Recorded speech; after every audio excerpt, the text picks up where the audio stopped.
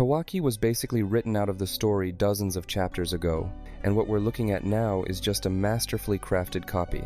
His personality didn't just change, it was totally wiped away, like an old file overwritten by Isshiki Otsutsuki, and the wildest part is that none of the fans even seem to notice. Let's break down the technical side for a second, because if we don't understand how karma biology works, we can't really grasp the tragedy of Kawaki. According to the manga and Amado's explanations, karma isn't just some power seal, it's a digital DNA archive. As that data unpacks, it turns the vessel into a perfect clone of the original. By the time Two Blue Vortex starts, Kawaki has crossed that 80% synchronization threshold. That is a massive turning point. Just imagine, 80% of his neural connections have been replaced by someone else's. Is there even any room left for Kawaki at that point? Even if Isshiki's metaphysical soul is gone, his habits and behavior patterns are still there. Even if Ishiki's actual self dissolved, his biological experiences, his way of solving problems, and his ice-cold pragmatism have become Kawaki's new operating system.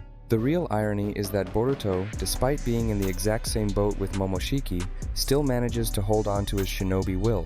That's because Boruto leans on his bonds, while Kawaki leans on fear. In the first part of the manga, Kawaki was terrified of Isshiki, but in the sequel, he's basically become him, and that's where Amado comes into play. This guy never actually saw Kawaki as a person.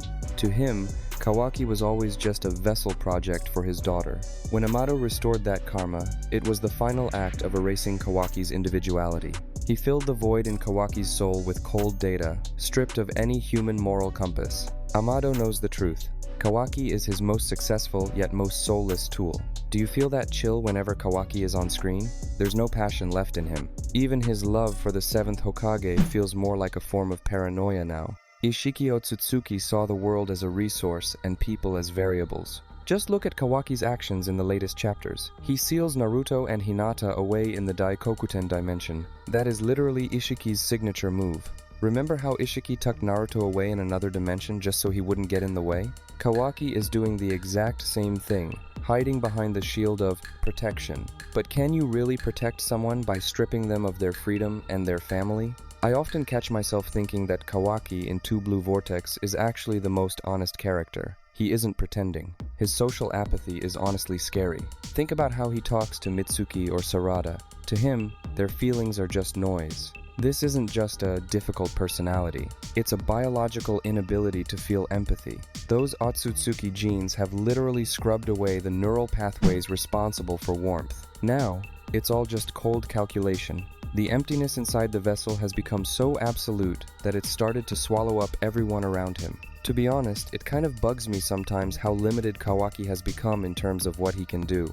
He's given up on training, and he completely looks down on ninjutsu. He relies 100% on his karma, his cybernetic body, and the Kokugan. He's turned into a god who's just too lazy to be a human. It's a huge flaw in his current character, but strangely enough, that's what makes him feel so authentic. He's the total opposite of everything Naruto fought for. We're literally watching the end of the shinobi will in one specific body. So, what's next for him? Eventually, Kawaki is going to realize that he's actually the biggest threat to Naruto. If his logic is to wipe out every single Otsutsuki, then he's the last name on that list. And I'm worried that his ending won't be a heroic one. It'll probably just be the logical conclusion of a program running its course. Isshiki is probably laughing from the afterlife because his ideals won out in the body of his worst enemy. Kawaki might think he's saving the world, but he's really just finishing the cage that Isshiki started building centuries ago. In Two Blue Vortex, the clash between Boruto and Kawaki isn't just a fight between two brothers. It's a war between the spirit and the program. Boruto chooses the path of grit and training to stay human. Kawaki chooses the path of karma and absolute power because the human inside him lost the fight a long time ago.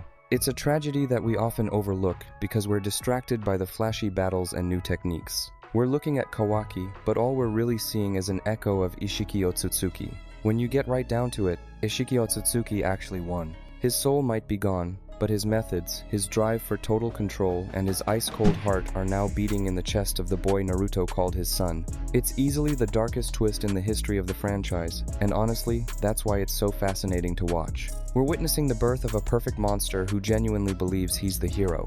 But hey, I'd really love to hear what you guys think. Do you think there's even a tiny spark left of the person Kawaki used to be in Part 1? Or have we completely lost him to Isshiki's genetic code?